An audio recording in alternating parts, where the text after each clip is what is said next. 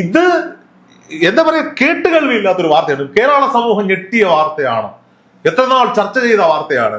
ഇത് വിധി വരാൻ താമസിച്ചു പോയി എന്നൊരു പരാതി മാത്രമാണ് എനിക്ക് ഈ വിഷയത്തിലുള്ളത്.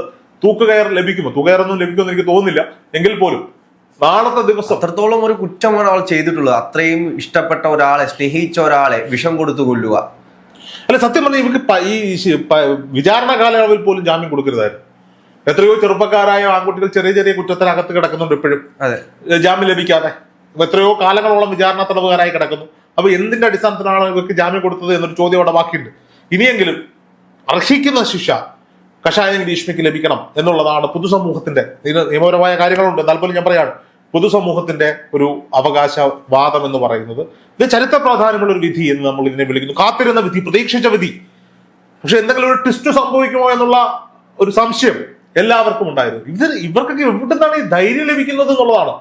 ഗൂഗിളിൽ സെർച്ച് ചെയ്ത് ഈ വിഷക്കൂട്ടുണ്ടാക്കി മാംഗോ ചലഞ്ച് നടത്തി ആ വീഡിയോ അവൻ ചിത്രീകരിക്കുമ്പോൾ ഇവിടെ ഒരു കോൺഫിഡൻസോടാണ് മാംഗോ ജ്യൂസ് കൊടുക്കുന്നത് എന്നുള്ളതാണ്.